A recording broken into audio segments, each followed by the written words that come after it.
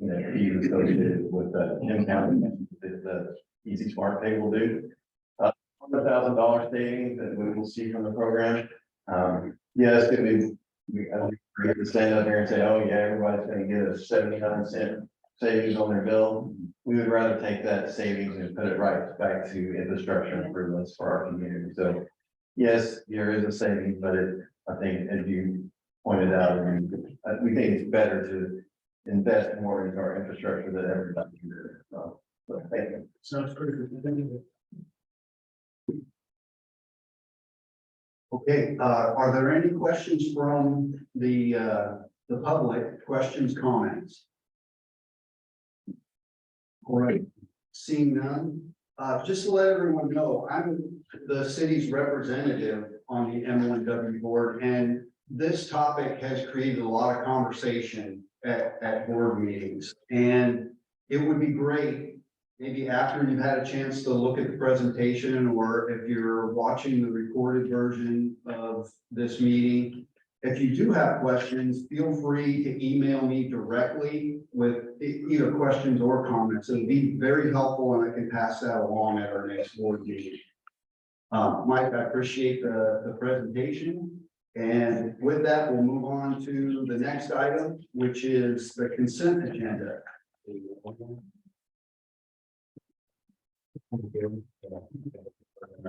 Yeah, we had some connectivity issues, but I think we're good now. All days.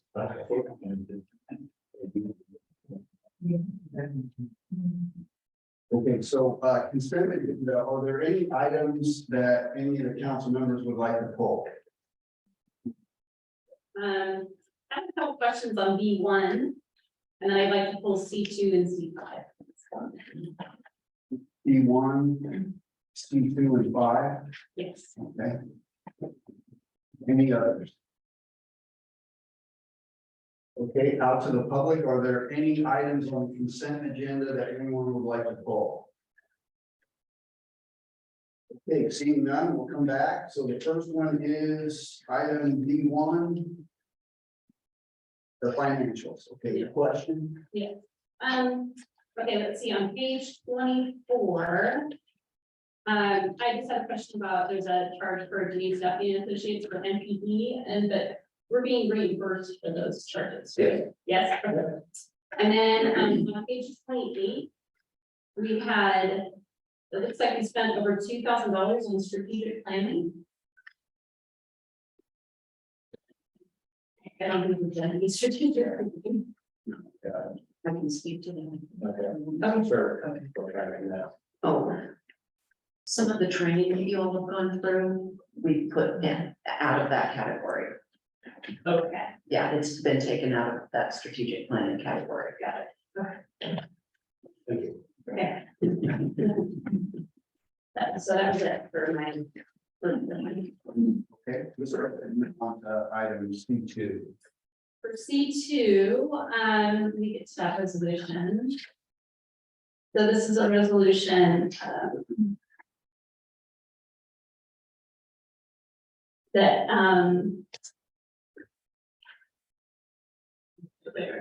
it essentially allows Mayor Donaldson to withdraw our deposit from our lake account. And I asked the city manager about just having, one person do that, and he replied that there's 2 signatures, and so that Mayor Donaldson would be the second signature, that our city manager is the first signature, which makes sense. So then I looked up, and he said historically this is what we've done, and so I looked up previous resolutions, and in all of the previous resolutions it lists the mayor and the vice mayor and the city manager on the resolution. So I believe we should edit the resolution so that it's a little bit more clear, and that there are 2 signatures, the primary being city manager, the secondary being mayor and or vice mayor, and that it should be more than just the mayor on this resolution, it should be vice mayor and the city. Okay, first to clarify, it doesn't allow the mayor to move the funds. That has to be approved by the council. But it looks as if you have the sole ability to do that on the resolution. like as I read it. Okay, city manager. So it doesn't give the mayor the authority, the policy, the city council delegated the authority to the city manager to make those decisions. So this doesn't do that, this is the secondary signature, and my name's not on there because I'm already listed as the first signatory So where are you listed at? with Lake. So this is just because we have a new mayor, we have to change the name. And so how come previously all the other resolutions have had the mayor and the vice mayor on it as well? That I don't know. Yeah, I just thought it was the mayor, we could have vice mayor. Yeah, I'd like to add vice mayor, but, and then again, if we could, I don't know if it wasn't clear to me. If we could clarify that does need to be two signatures, if you can point it out to me where it says that on the resolution or. It doesn't say it on the resolution, that's a requirement. It's not a city policy, that's a requirement. Which is great. I just think we should be clear in our resolutions. What we're approving. So,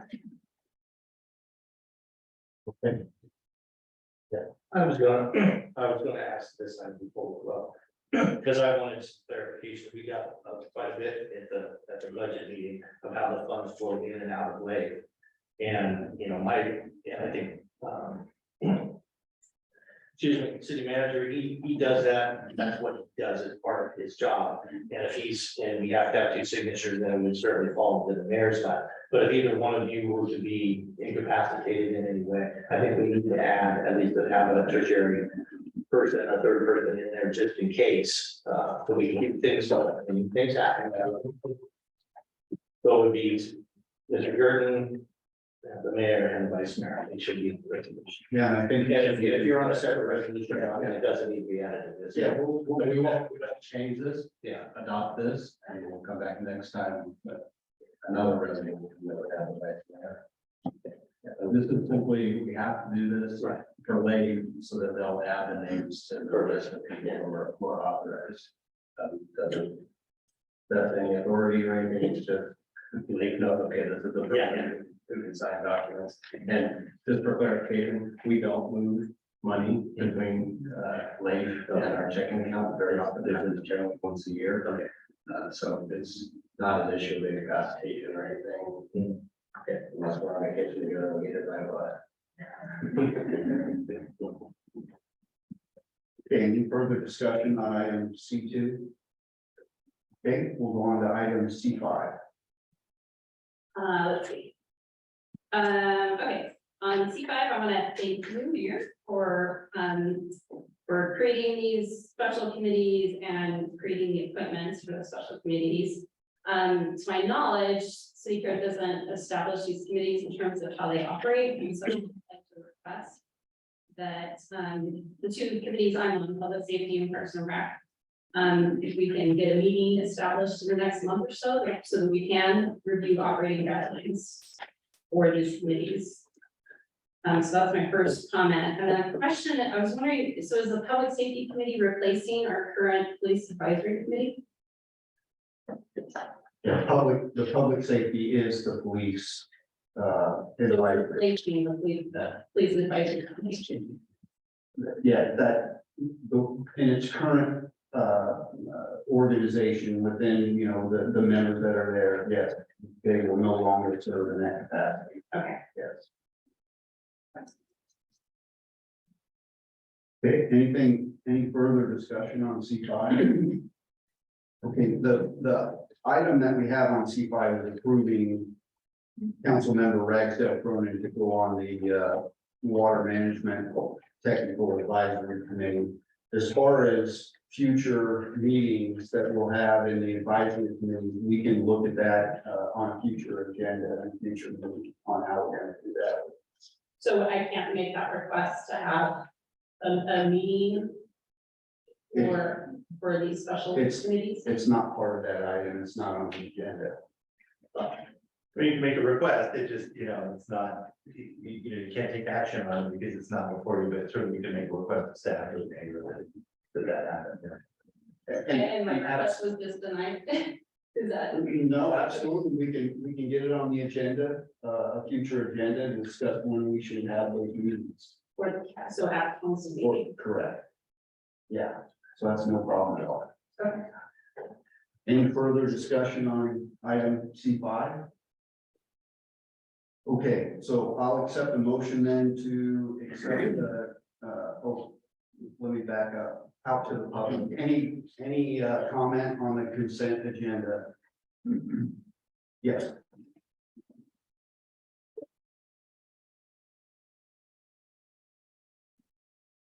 Here for your, window, and it's not, it's sort of tangential to this, but it's on the subject, and I just wanted to say, we'll just wanted to see, we've gotten rid of all the residents involved in all the committees. I mean, I understand a little bit what was going on with all that, and just made a change. I would just encourage in the future, if we get a chance to bring the residents back in, there was a lot of enthusiasm. A lot of great ideas came out from people, you know, I remember the old days when it used to be just council members and planning commission doing everything, and it was great to see all the people who stepped up and wanted to get involved, so it's something other than planning commission or city council, so I would encourage you, as you go forward, to, you know, just be mindful of looking for opportunities that flush these committees back out, maybe in the future with more residents, because there's a lot of good ideas out there. A lot of people who want to get involved in a smaller scale. That's a great way, you know, to do it. So thank you. All right, thank you. Any other public comment?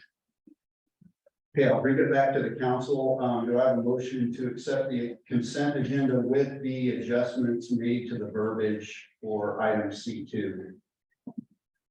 Motion to approve the consent agenda, including the verbiage change to item C2.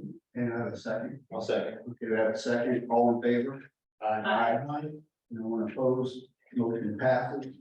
Okay, I'll move on to our next item.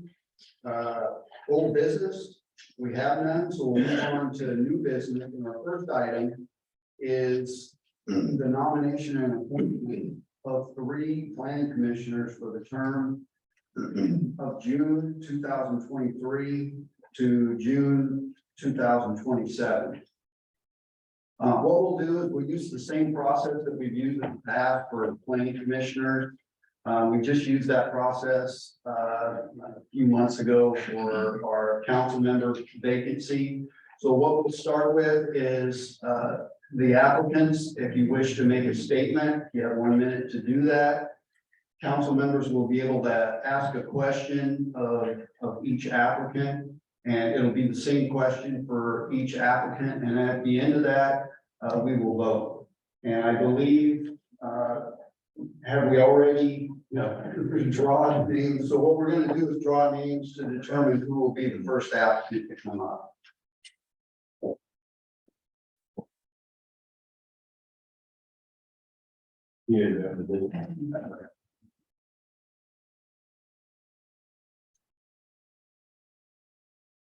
Mr. Mayor, if you would please, always, city manager Gertens, correcting the hat.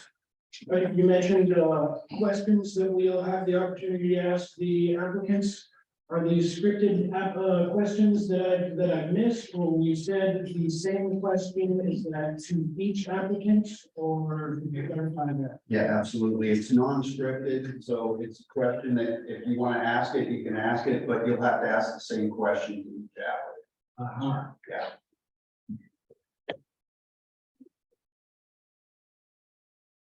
Through there. Yeah, Can we ask more than one question?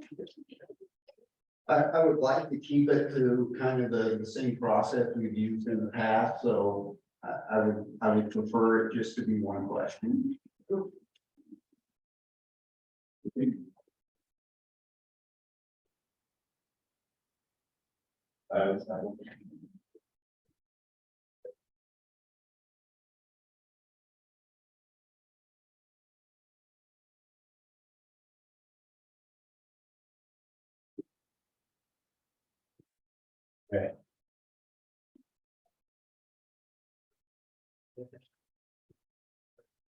All right, so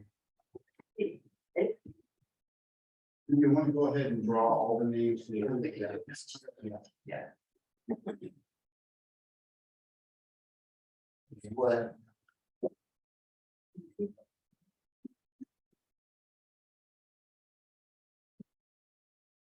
Parker? Okay. Thanks so Leave, much. floor is all yours. So Celine Pene, my name is Celine Pene, same first name as Celine Dion.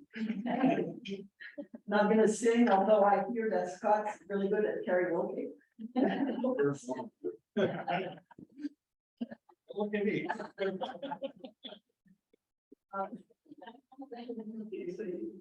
I'm running for, to be a commissioner because Delray Oaks, to me, is a real jewel, and I think we'll all agree on that. It's really a jewel of town. And I've seen CSUMB and the peninsula, the old peninsula, really grow. In the last few years, it's been developing. I, on the one hand, don't want us to be left behind, and I also don't want us to be caught in a maelstrom with that. And so I really want to get involved. And as we serve on these different committees we're involved with, it's easy to just fall into, and I don't really mean to say that's what's been happening, but it's easy to just fall into just approve and check marks and proceed through what's submitted to us. But I also think we need to be mindful of really engaging the community, finding out what people want, and positioning ourselves to best grow forward with the rest of the peninsula, okay, and while really keeping our identity. And so that's why I'm running, and also because I have a PhD in architecture and urban planning, so kind of a, yeah, good fit for that. And I became quite familiar with the area when I served as VP at Monterey Peninsula College of all of the different land use and the different users and the different ways of looking at all of that. I was really involved with all of that. So I want to be able to contribute my knowledge to the community. And I'm new to the committee. I know there's people right now serving. I'll be right. I'll wrap this up. But sometimes it's good, it's leadership to bring new blood when there's expertise that comes along that can really bring a fresh perspective to our processes. So I'm here for that. If you want to, I'll be glad to serve. Thank you.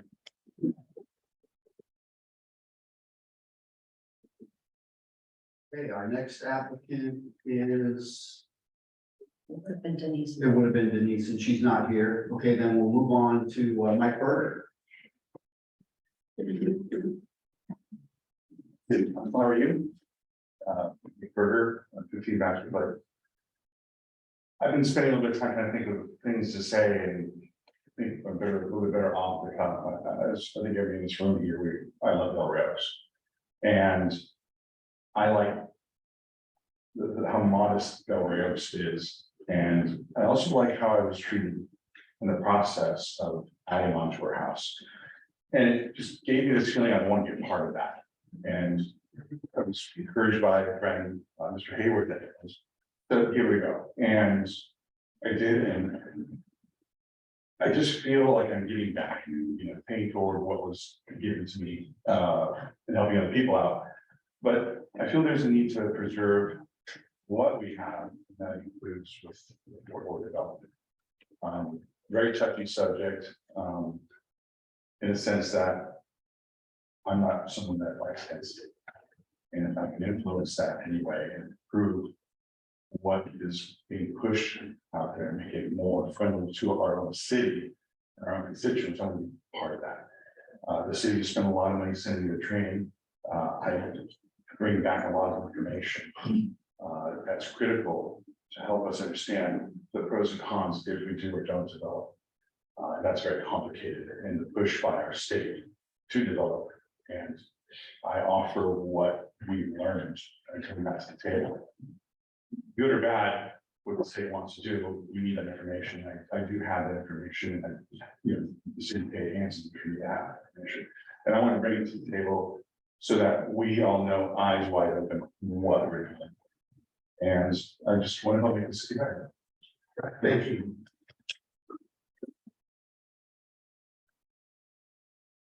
And our last applicant is Luis Guest. Good evening, everybody. I've been on the planning commission twice now. I was on the planning commission for about a year in the 2014-2015, and I've been serving on the planning commission since December of 2021. Yeah. Anyway, and the city was kind enough to send me to the planning workshop. Lots of, even though I've been on the planning commission for a while, you always learn something new, and laws are always changing, so training is very important. Del Rio Oaks is very important to me. I first lived on Monterey Peninsula in 1981 to 1984. I lived on Casanova and Monterey. When I learned that the Army was going to send me back to Monterey in 1992, I said, I want to live in Del Rio Oaks, and I was lucky enough to be able to purchase a home here. I kept that home even though the Army sent me across the world. And my view of my home, my physical view from my home, is the Fort Ord impact area and slightly hidden behind the bridge, but the Fort Ord property. It is very important to me. I understand and I realize that we're never, ever going to get perfect. That is not possible. And I'm a believer in compromise and trying to do the best for the community. Unfortunately, there's a lot of conflicting needs and wants, not necessarily the same thing. We need housing, we need water, we need workers. That is what the housing is needed for. And that's what the water is needed for, the housing, so we can have workers. And I'm a great, as I said, I'm a great believer in compromise. We need to protect our environment, but we also need to give people an opportunity to live here and work here. And I would, like I said, we need to balance that out. And I want to end with something I saw on the internet. And it's a line from a song by Maroon 5. It's not always rainbows and butterflies. It's compromise that moves us along. Thank you. All right, thank you.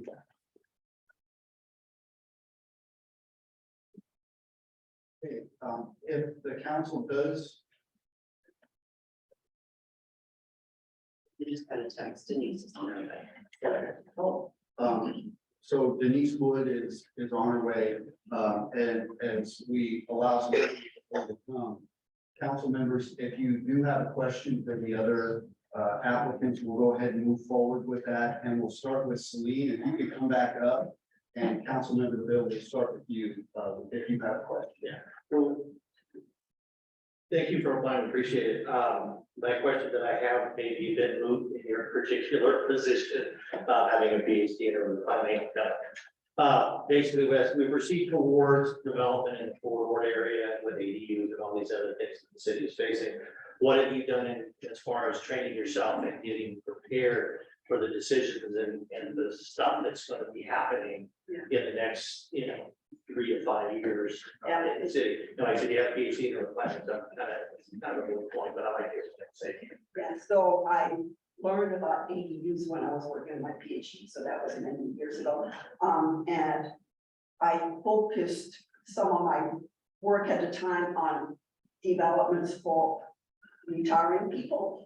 And that was big in that direction. So that's how we started to think about ADU, but it's grown now and it's being used in a variety of ways. There's all these policies being developed around that. My own property in Del Rio also happens to have quite a bit of space behind it. And so I've seen what's been happening around, and I've heard from my colleagues in architecture what the different ways of exploring that have been.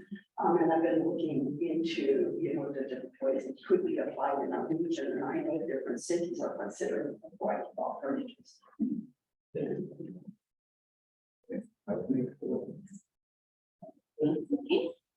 All right, so development in the former corridor will be some of the largest and most important decisions we make for our city. So, this is in relation to that. So first, I want you to imagine that Delray Oaks created a really well-defined objective design guideline for housing. So let's say we establish that. So now I want you to tell me your thoughts on streamlining the permit process and reducing discretionary reviews from the planning commission for both nonprofit and for-profit developers who would like to build housing in our former corridor. In other words, how would you feel about ministerial or by right approval to fast track projects for housing in the former corridor? As my colleague said earlier, a lot of these processes are more complicated than they appear. There are legal matters, for example, that are involved. And so it would have to be considered on a policy by policy, process by process basis. I do think that there are often, more often than we think, there are some streamlining that avenues that can be taken that are better for everybody involved. Or if the work involved, that there's a lot of paper pushing that we do. That is not necessarily what we need. So. Councilmember Powell. Thank you, Mr. Mayor. Could you repeat your last name, please? PINT, Pinning, Anit Pinning, Annette. Pinning, yeah.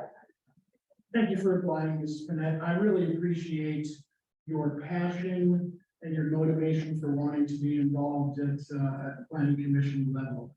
I have a sincere respect for you as a builder. Obviously, architects and builders have a working relationship / rivalry at times, but nonetheless, I have the utmost respect for you.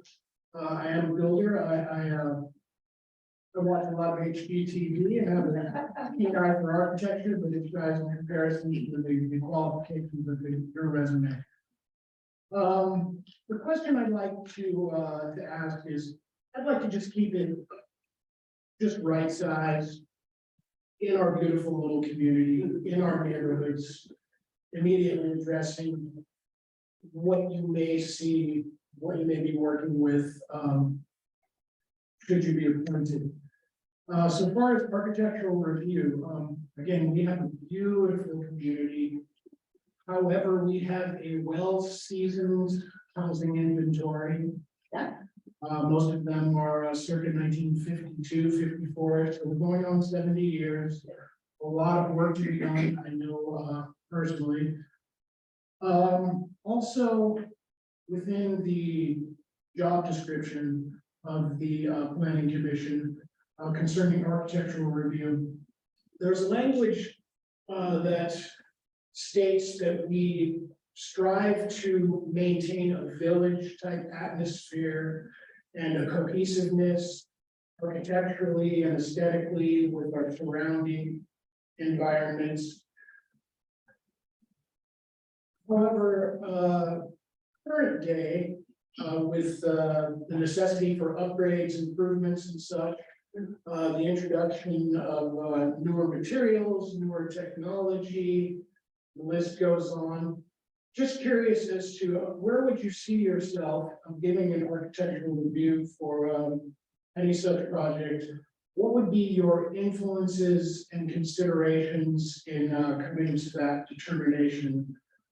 First and foremost, secondary, however you want to express it. Well, I would want to, of course, you want to look at the whole picture of what is needing to be preserved. I would want to know what the community, I would want to get a good sense of what the community is wanting to have as a feel and to preserve. And the community is changing some. And then we take new materials. There are a lot of new materials being entering the pipeline all the time. That don't necessarily have any conflict with existing ones.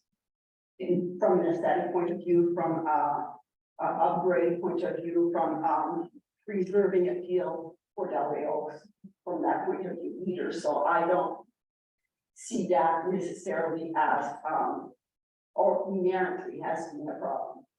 new technologies is going to be the same. There continues to be new technologies that come in constructions, you know, that you bring in new ideas all the time to handle different situations. And we can't just say no to this because we don't know about it.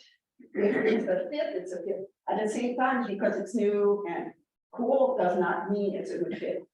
And we want to make sure we preserve the appeal of this. Right, I would also like to thank everyone that applied, I mean, just across the board, just quality applicants and your desire to serve the community, I just really appreciate that. I actually served on the planning commission for 4 years, and the majority of what I did and the majority of what any planning commissioner will do is review plans and projects within the city. So my question was kind of in line with Councilmember Halleck's, because that's what you're gonna, deal with the majority of the time. And what would be your approach as you look at different projects that come to the city when the plans are submitted and you have to go out there and review it? And you touched on that already. Is there anything more that you would like to add? Yeah, I would like to add the fact that when, thanks for the question, Mr. Mayor, because when I look at the plan, I see it right away. It's my career. And I can see things in there that others might not see, that are good, or sometimes things that are to be questioned, that to be explored more. And so I think I can serve the city in that way. Yeah, that's really just my experiences given me. All right, thank you. And I've done that before. I've done similar, I've been involved in meetings where that's what we did before. Thank you so much. Those are all the questions. What I would like to do now is Denise, the process that we're using is each applicant has the opportunity to come up and make a statement if you'd like. And then you'll have a question from each of the council members. Each question that the council member asks will be the same for each applicant. So if you would like to make a statement, that's fine. If not, that's also fine. Very sorry for my tardiness. Traffic preventing somebody to excuse me. So I've been on the planning commission now for a year, and thank you very much for having me up here and representing the city or the applicants with their different projects they propose. And it's been an honor to serve. And also I've been here for 15 years with the city. I've helped many community projects around here, and enjoy them. Thank you. Okay, appreciate it, Denise. The other thing is, we actually pulled names from the hat, and your Okay. name was the next one that Okay. was coming up for the question. So you can just stay there. That works for and me. We'll start with Councilmember Bill. You can ask your question. Thanks, Ms. Woods, for your application, and as we, and your service previously also.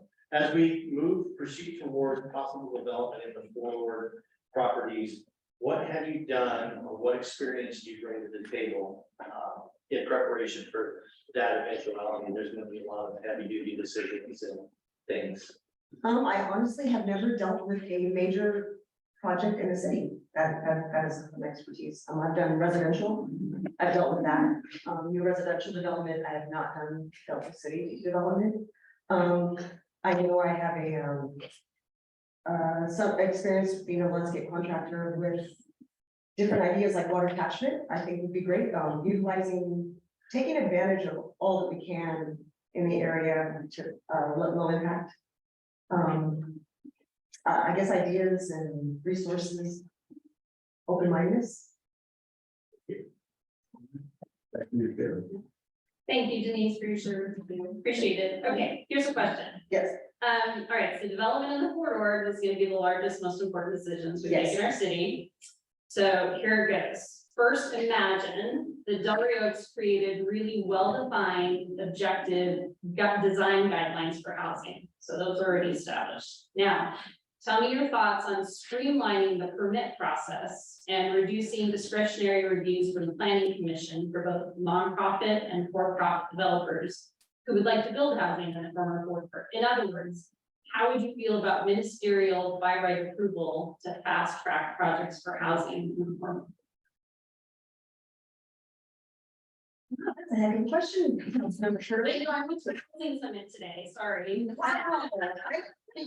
I'm sorry, it's like I did it in front of me and it's making some little vocabulary. So it sounds like what you're kind of netting down to is getting affordable housing in there and how can we streamline that and get it in quicker? Yeah, Right, is we had the- already like having had the discussion of what that might look like, right, with our design guidelines. If we had Right. already done that and vetted that. Well, I think we need to have a master plan out there. So I think having that and then also where that might fit in, I think streamlining and affordable housing. I guess they come up with plans, it comes to us. We okay it, but I think we do need to have a master plan of how that's gonna. All right, thank you. Councilmember Howard. Thank you, Mr. Mayor. Thank you for reapplying, Commissioner Wood. And thank you for all that you do for our community. I know that you're very active. I see you out there all the time, and including the landscaping right out here in front of Prairie City Hall. We all appreciate your efforts. Did you hear my question posed earlier in its entirety, or kind of get the gist of it, but maybe the summarized version? Net it down, please. Will do. That's fair. Okay.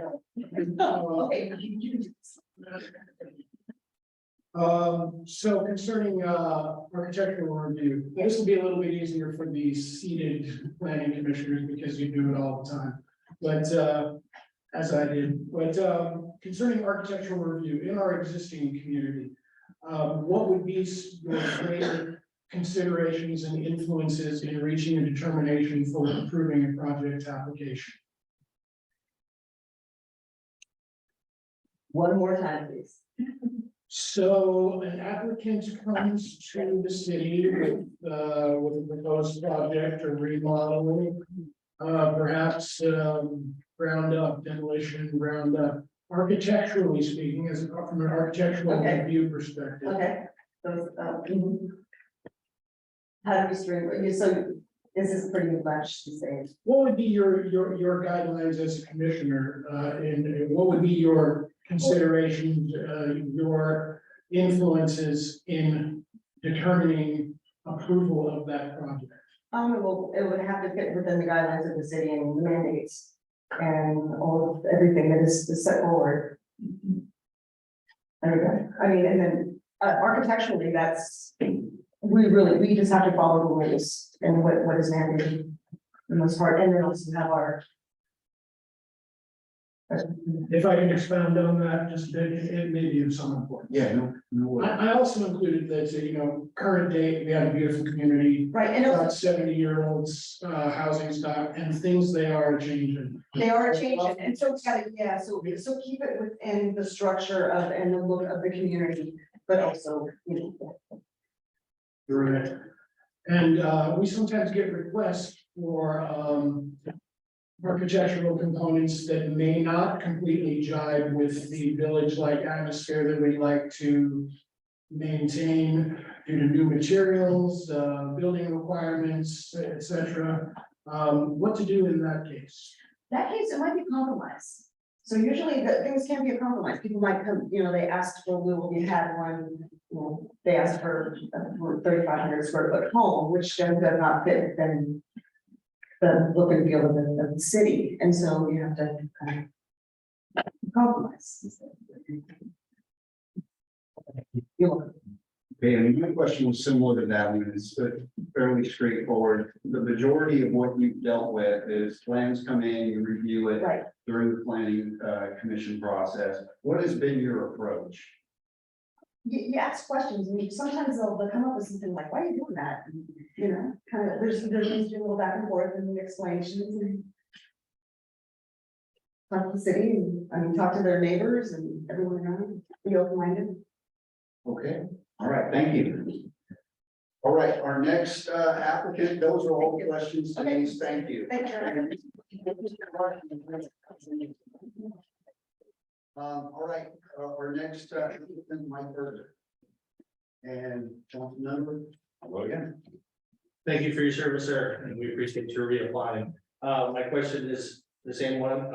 As we proceed towards the development in Fort Worth, and we know it's a long ways off, but we're proceeding in that direction.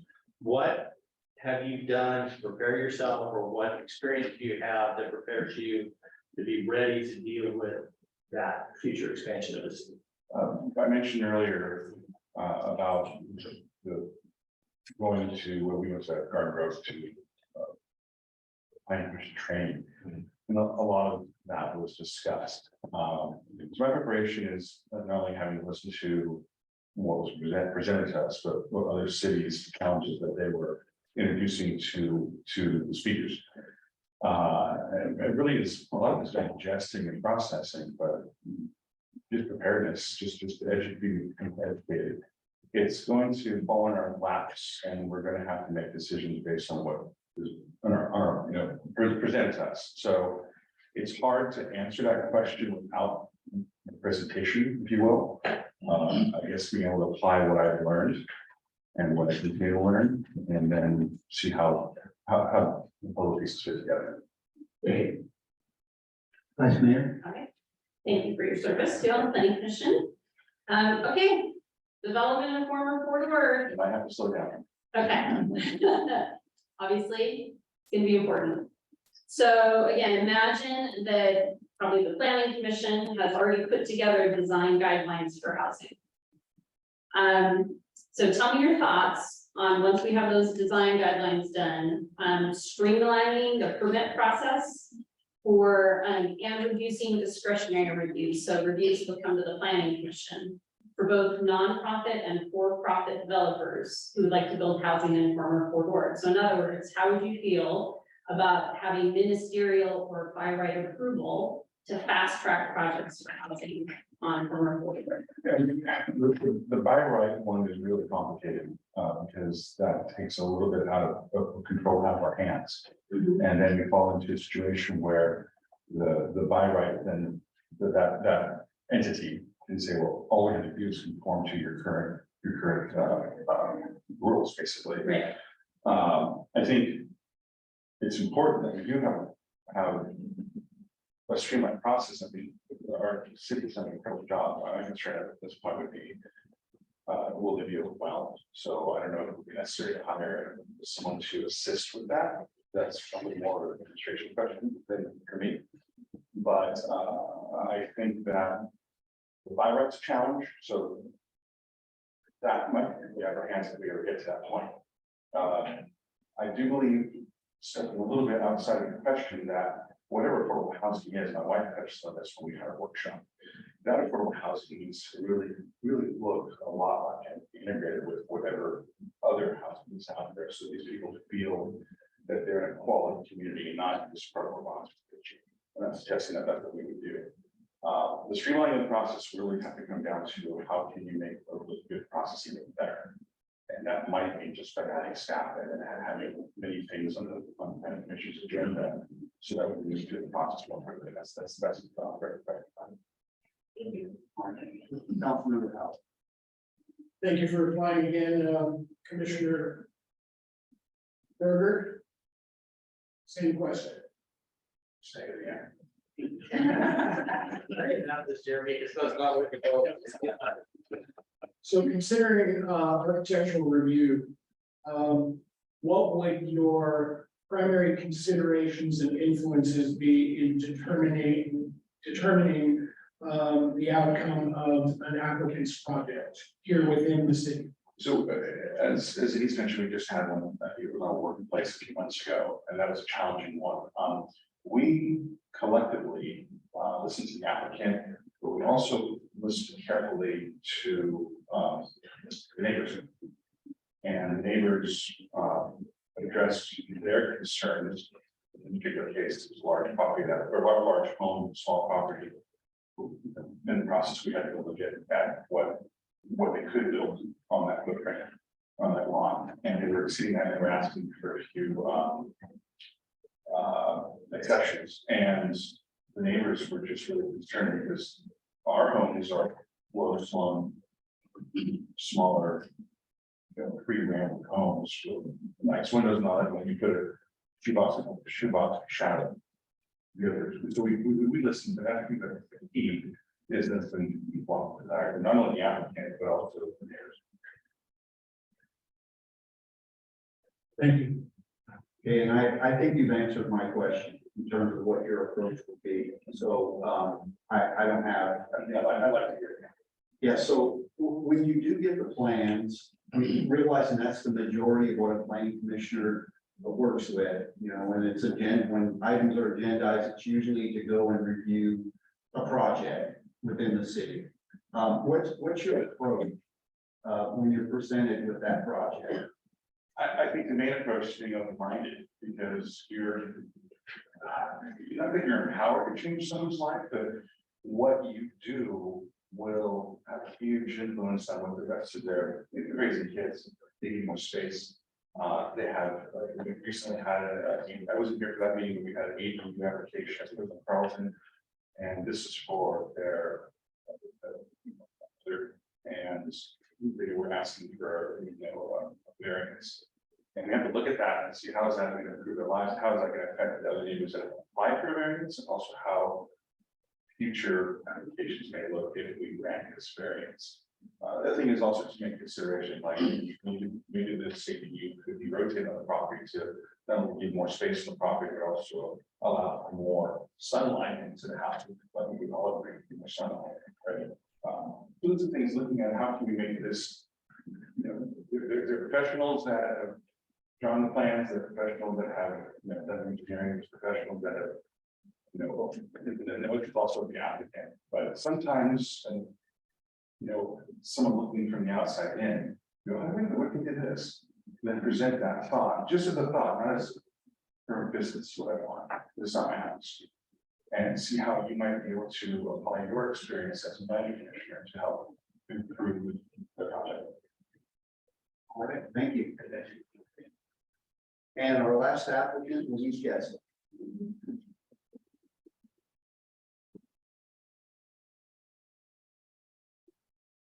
Ms. Gaskell, thank you for applying again, and thank you for all the service of the city. And as I said before, as we proceed towards possible development on the forward properties, what experience or preparation have you done looking forward to what we may be facing out there in design and all kinds of stuff? All kinds of stuff. There's gonna be a lot of stuff out there. It's correct. I mean, I was actually at Fort Ord before it closed. And I was always interested in that property. I've monitored what's going on or not going on with that property since Fort Ord closed.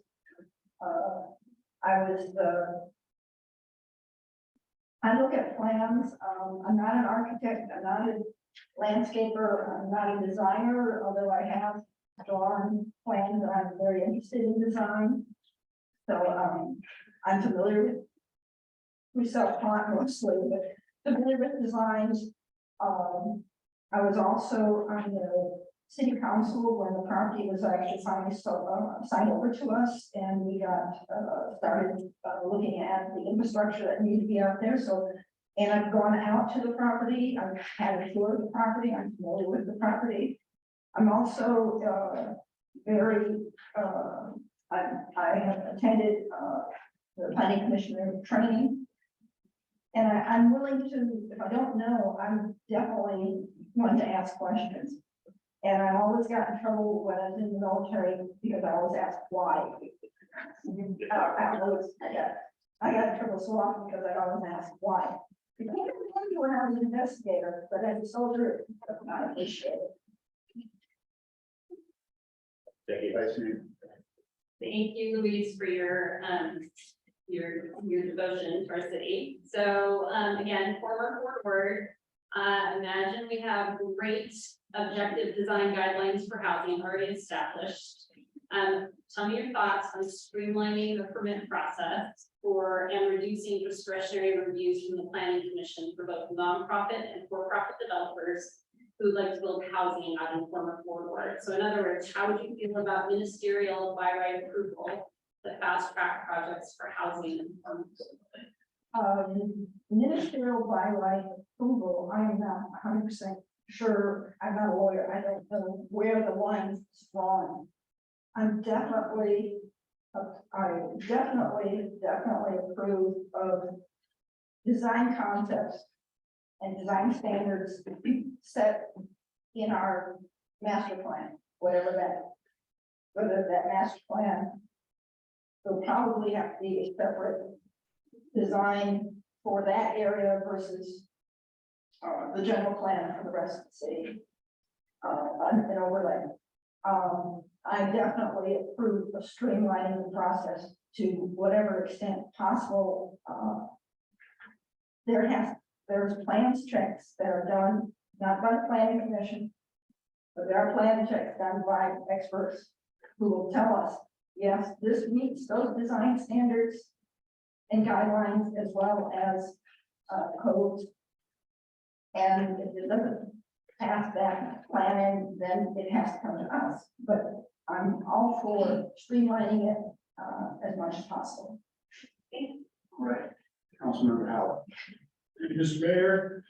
Thank you, Commissioner Getzel, for applying again to serve the city. Same question, would you like me to repeat it? No, not really. Or do I? Answer it will. You know, our city is old. We won't go into how many years older it is than I am. Not that many. And the homes were, I don't think they were probably state of the art, but they were standard for when they were built. And the standards change, our lifestyles have definitely changed, and our needs have changed. We need to accommodate people's needs. Don't necessarily need to accommodate all of their wants. And we need to see how that fits into the surroundings. How that how that fits into the surroundings. Make sure that it doesn't overwhelm something. Make sure, if at all possible, it doesn't block the view, and that's why we have the netting up and things like that. And if it does look like there's going to be issues going to the mayor's question, give them ideas, you know, what about, have you thought about doing this? Have you thought about, you know, how can you make this still livable for your needs? And yet make it smaller, incorporate something, a new material, but make it look like an old material or an older material. I mean, today we have tracks, we have plastic that you have to go up and you have to touch and pound on them to see that they're really not wood, and they're more sustainable. And so, you know, you work with materials, you work with the applicants, you work with the neighbors. When I get plans at my commission, I look at those plans. I go out and I research the area. I take a look, is there something special here? The one project that we recently had, it was a very, very, very unique piece of property, very awkwardly positioned and awkwardly shaped. So that had to be taken into consideration when we said, yes, okay, you can get closer to the road than is normally allowed by our regulations. And that's the other thing we have to take a look at, is what does our general plan look like, and what do our ordinance look like as far as setback, and how close to another building it can be. And the other thing you have to take into consideration is safety. I have an acquaintance who was planner for the city and county. And one of the things that developers did, they're trying to, in order to have more open space, they were trying to put the houses closer to each other. And the one standard was you had to be able to get a person on a gurney from the backyard to the front yard. So you had to take that into consideration where you put that house on that property. And in an emergency, is there access to the backyard without going to the house? Thank you. All right, thank you. Maybe which one? No, we're answering 2 and 1. Appreciate that.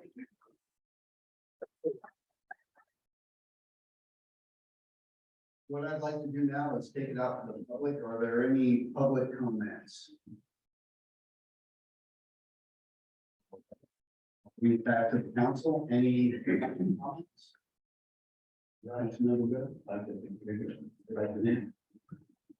Okay, once again, I want to thank all the applicants. And this is always difficult. I've been on the council for a while and it's always tough when you have more applicants and when you do positions, especially when you have a situation where you have candidates that are so highly qualified and wanting to serve the city.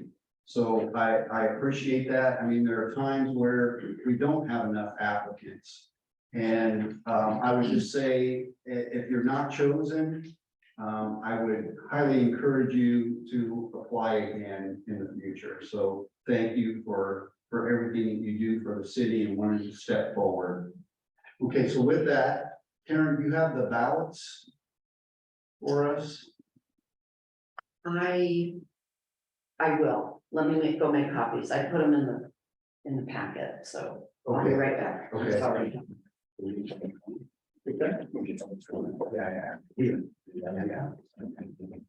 So we'll pause here a little bit if we get the ballots.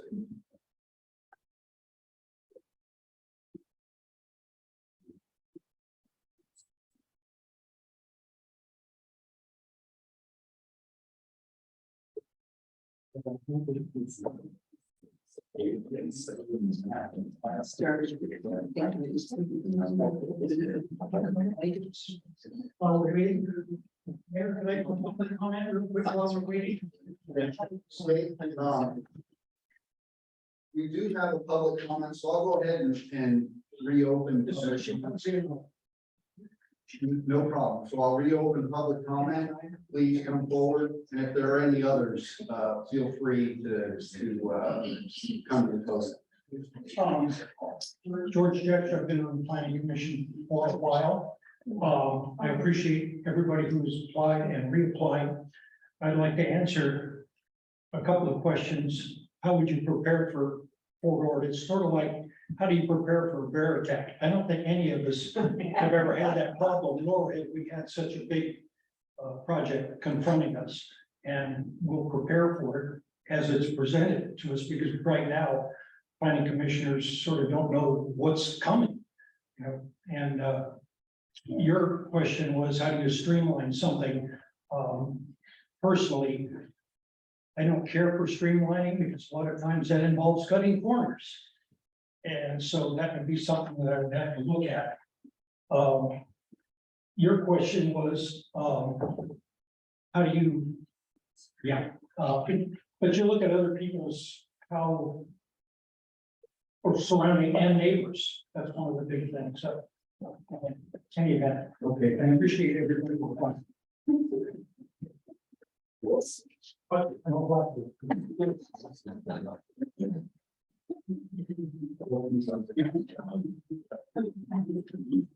We have the recreation on the. Yes. Good. Okay, so I'll ask the council members to go ahead and choose your 3 candidates and then pass it down towards the end. Who's that one?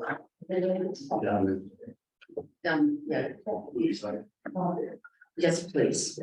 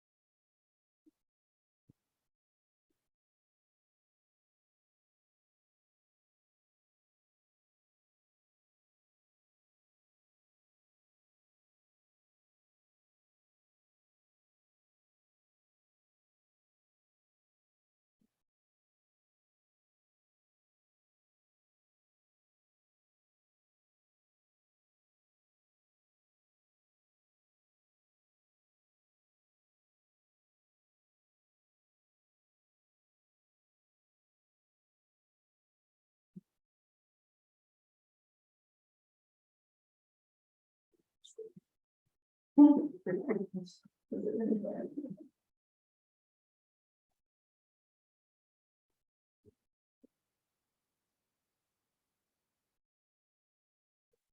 the top three out of four, Denise Wood, Celine, Pinay, and Louise Gessels. Okay, how many votes for each? Denise received 4, Celine received 3, Louise received 3, and Mike Burgers received 2. Okay, so we have our three new planning commissions, please, planning commissioners, please give them a round of applause.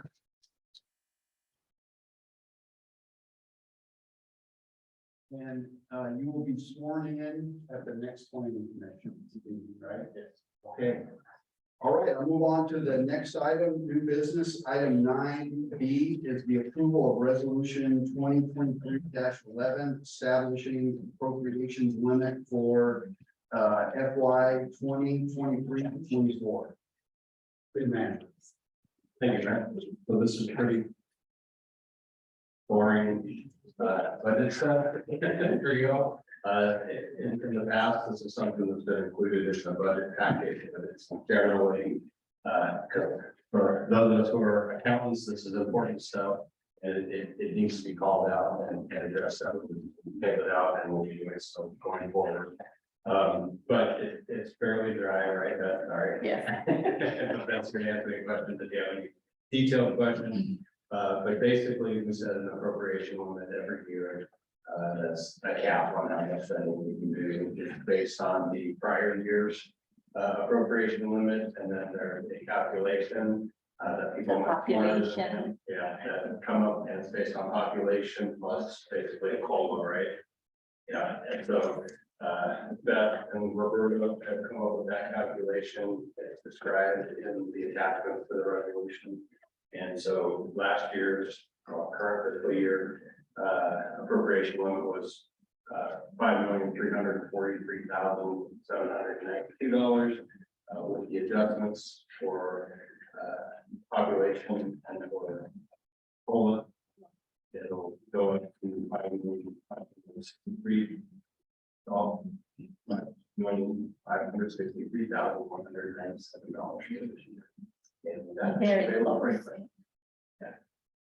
Okay, Councilmember Bill, questions, comments? No, this is pretty much overplayed. Okay, thank you. Vice Chair. And not for me. Councilmember Howell. Thank you, Mr. Mayor. No questions at this time. Okay, so I will entertain a motion to approve this. Oh, I'm sorry, out of the public, or is there any public comment regarding this item? Okay, bringing it back to the council, a motion to approve. Okay, good. Second, okay, all in favor? None. Okay, motion passes. Move on to the next item. It's item 9C.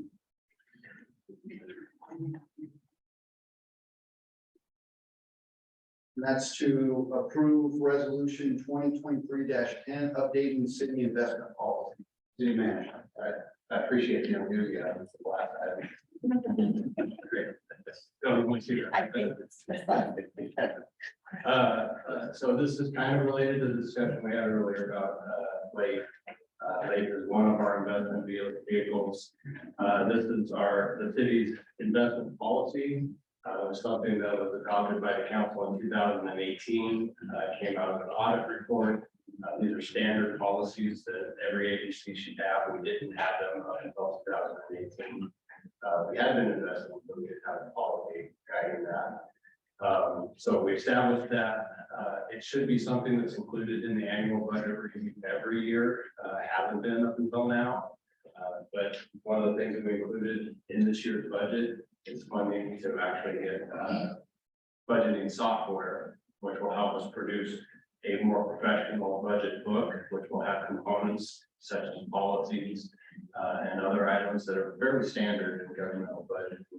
But the software will enable us to build those and present them in a layout that the public can understand, that I can understand, hopefully you understand, and then make more sense, but also keep us on track with things like policies.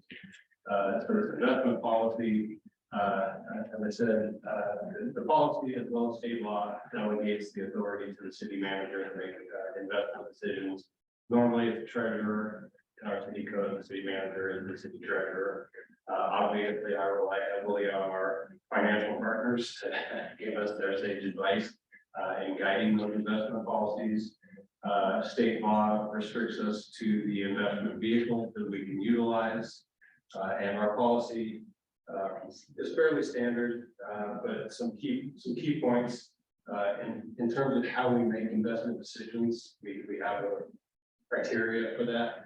And the first criteria is safety. We want to safeguard our cash and safeguard our principal. So we don't want to get into something that's risky and end up losing our money if another recession occurs or something like that. Next is liquidity, because we have to have enough cash in the bank at any month so to make payroll and pay any other expenditures that we have.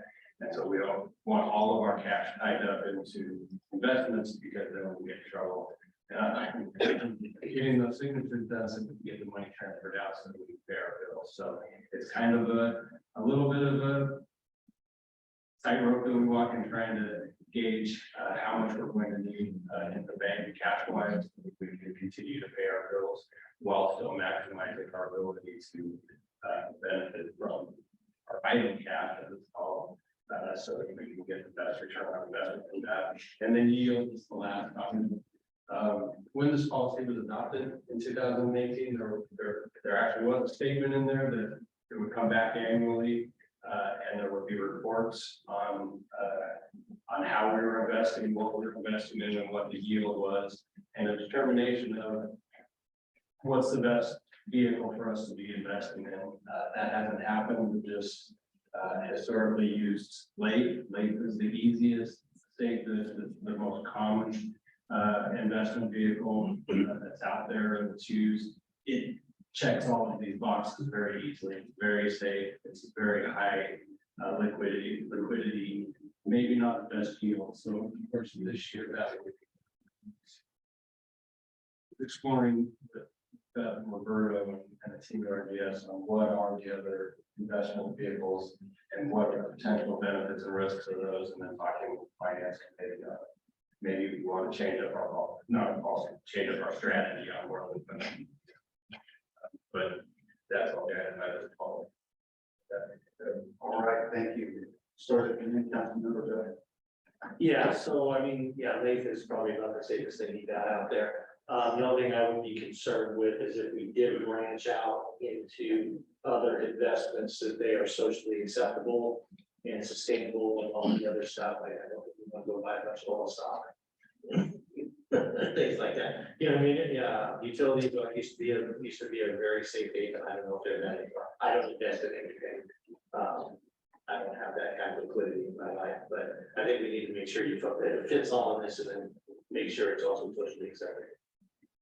We're not investing in foreign countries that restrict rights and anything like that. Thank you. All right.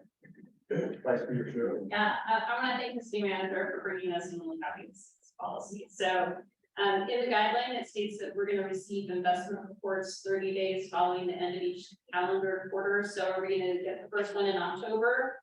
It's October, January, April, and July, fair to say. And will that come to the finance committee or will that come to the council? Yeah, finance committee. Finance. Yeah, it's in here for council, so we can do finance committee and council. We've been doing it monthly, not the degree that is called out in this policy, but we haven't been working on it monthly. Right, because it's just late. Right. Yeah, right. Okay, so moving forward, if we diversify. And, you know, we're small and we're limited staffing. We're not as sophisticated as some of our larger sister agencies, so bear with us. Not gonna be perfect. Thank you. Okay, Councilmember Howell. Thank you, Mr. Mayor. No real questions. Just thank you for preparing the report and recommendation and bringing this to service as it has been for several years, as you stated. it's just another layer of transparency that the community, that the residents deserve. And have the utmost confidence that this is being looked at under a microscope as to best appropriate, any investment measures and safeguard the city's money for today and for the future. So thank you. All right, and also I appreciate you pulling together this policy. I think it's straightforward and much needed. I'll take it out to the public. Any public comment on this item? Seeing none, I'll bring it back to the council. Any further discussion? If not, I'll entertain the motion. To approve. My turn. So moved. Okay, do I have a second? All right, all in favor? I, Aye. Okay, motion passes. We'll move on to item 9D, which is approve the resolution 2023-12, budget for fiscal year 2023-20. Thank you. Second, while we prepare the thing. Okay.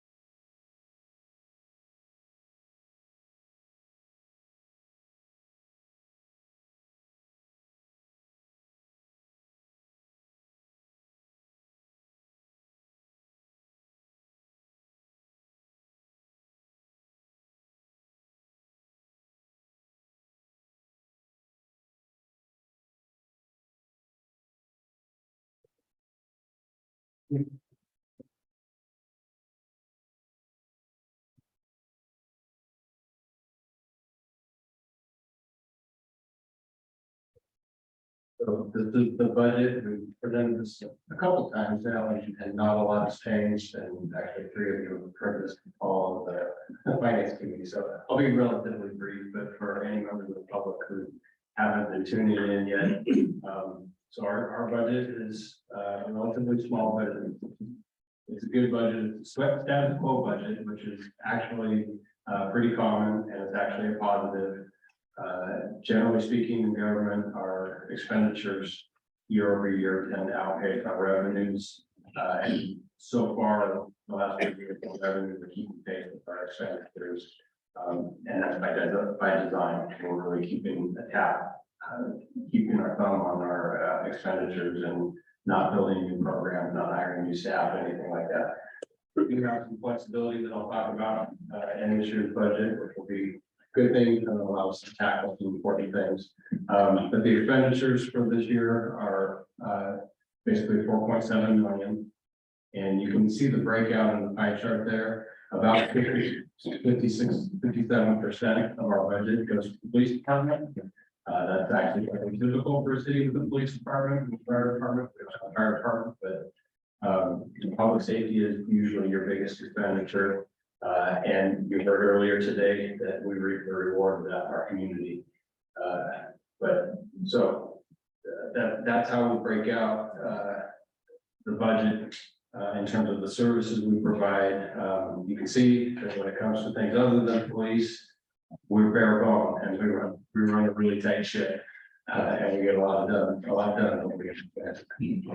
Limited resources. Our whole staff right there. And they're awesome. So you see, general fund budget, the revenues, our budget is the same, so it's a balanced budget. You can see the breakout there. Our revenue streams are very narrow, and our revenue streams you can see primarily are from three sources. The biggest being sales tax and the airport contract for our police services. Without that contract, I don't think we could still have our police department at this point. That's certainly not the level of services that we have now. That contract has been really beneficial both to the city and to the airport. This has been a significant savings for the airport as well. Really with improved services and increased coverage. So that was a great thing. Property tax is the next, and then after that, our revenue streams get very narrow. We've talked in the past about TOT. TOT has been a little bit of a surprise as cannabis taxes kind of dropped off a cliff. and statewide, but also we've been feeling it here locally. Our TOT, which is our short-term rental tax, has gradually been on the increase. For those of you who are newly appointed to the planning commission, that'll be something that we'll be discussing, is short-term rentals and trying to balance that benefit TOT and any potential impacts to the community on the number of short-term rentals that we have in the community. But overall, we're doing really well. The sales tax and property taxes are doing strong. You see good in that. Meeting with our auditors, who do the forecast every year for our sales tax. They actually painted a pretty rosy picture for this next year, and good thing is nobody's predicting a recession anytime soon. So I think we're looking good for the next year. So the major points in this year's budget is a 5% cost of living increase for the staff. That's for all of the staff. And that's just keeping us in, well, trying to keep us in pace with the other surrounding jurisdictions.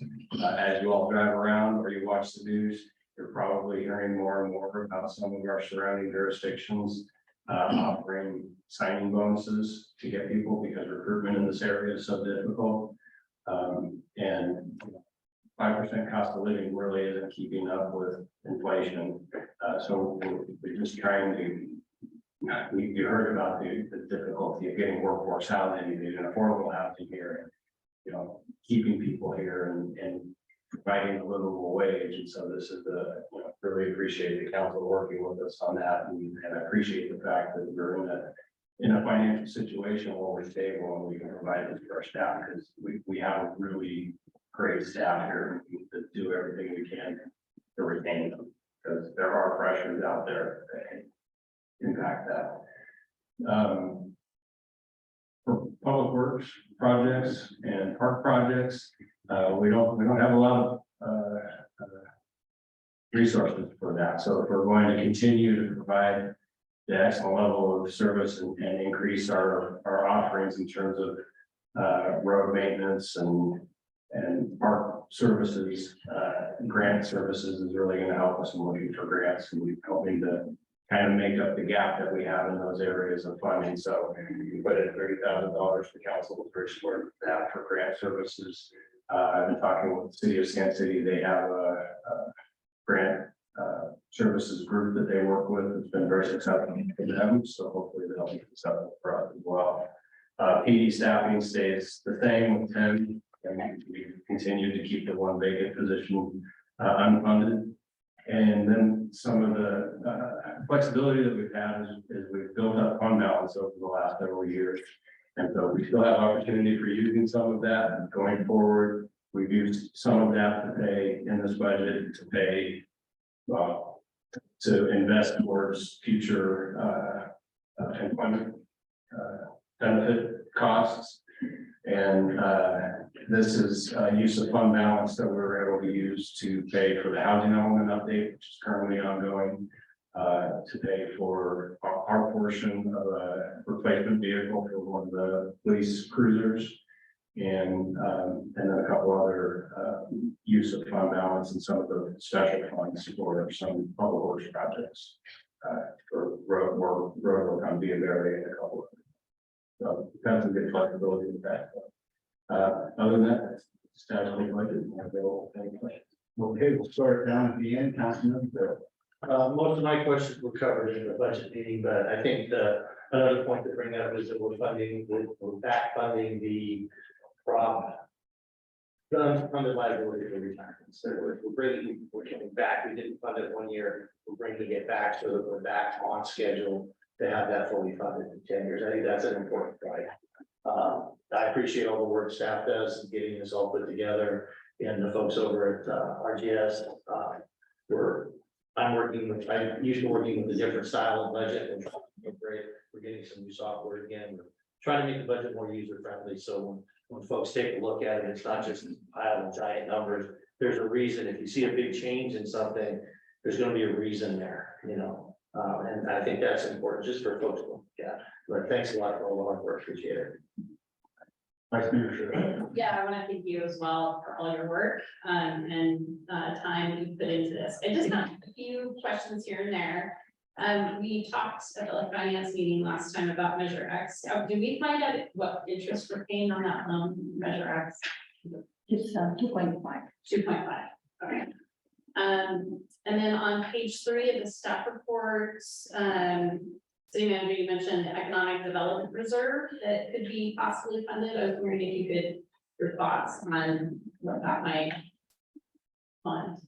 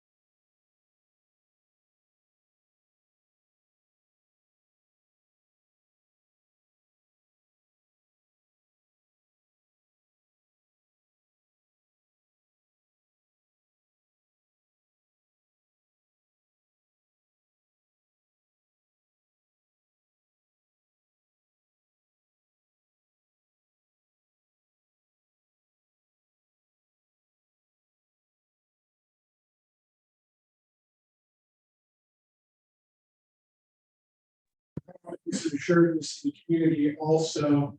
And thanks to staff and RDS for their diligent work in frugally allocating city city funds, only as needed, and leaving us, well equipped to and prepared, for current demands and seemingly those of the immediate future.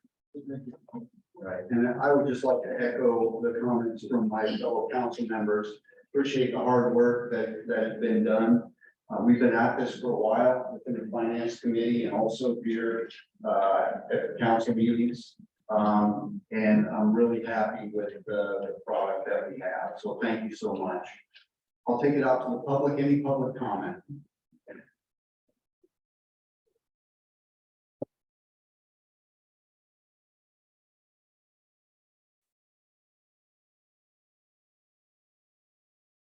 Name's Ann Auburn, I'm Audible candidate, and this was some package, I mean, when I received this thing, 176 pages, and updated a lot of them here. So I did get into some of it, and one of the things that came up for me was on page 123, it has to do with the council, and the allocation that was set in 2022 over $10,000 from a budget of 12,000 out of strategic planning. And I work with corporate executives, and strategic planning and setting of goals and objectives is a huge function in having the people that are working with them knowing what's the game plan. So I'm curious, last year, there was only $2,000 spent, and it was already brought up that that was done with some form of training. However, now the budget is being cut down to $5,000. They're taking away $7,000 from what had previously been allocated, and $4,000 goes to dental. And I'm wondering, how does this weigh out as a value for what is actually moving forward and communicating what are the goals and objectives and educating the council with these funds? Your questions will be referred to staff. Perfect, Okay, thank you. any other public comment? Okay, seeing none, bring it back to the council. Any further discussion amongst the council? Yeah, I'll entertain a motion. I just have a comment. Yes. I also want to make sure we do strategic planning and we do it soon, so I'm just gonna put in a plug for that we use those funds, 5,000 and more if necessary, to do strategic planning as soon as possible. And I do think that is the intent, so that's, I think we're good with that. Okay, any other further discussion? Do I have a motion? I move to approve this budget. Okay, a second. Okay, all in favor? Okay, motion passes. Next item is item 9.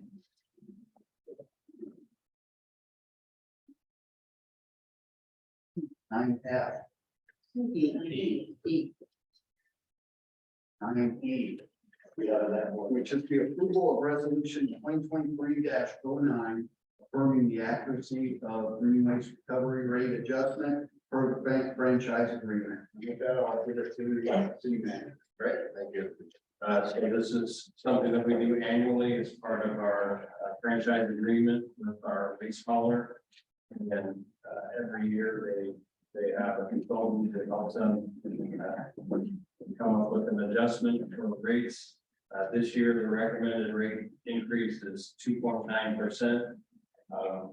It's actually, when you consider that the CPI is 5.8%, they're actually doing pretty well in terms of keeping the costs down. And so, Kim knows a lot about this. Councilmember Shirley is our representative on that board, and she's been hearing about this a lot more than I have. But this is a fairly standard thing, and I think, compared to what's happening throughout the rest of the state, we're doing pretty well. Okay, start down at the end. Councilman. Vice Mayor. I have no questions. Okay, Councilmember. Thank you, Mr. Mayor. No questions at this time. Okay, I'll take it out to the public. Any public comment?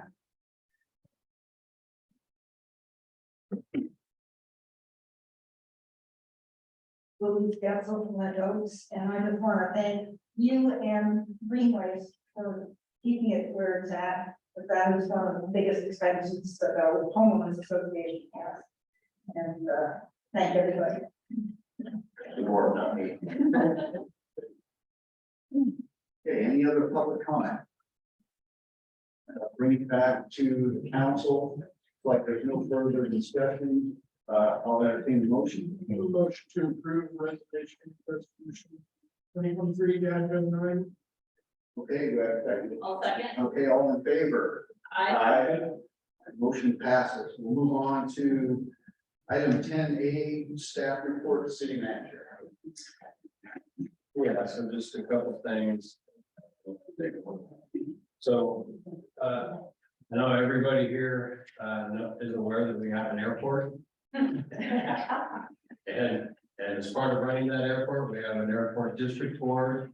So for anybody who didn't hear, there is now a vacancy on the airport district board.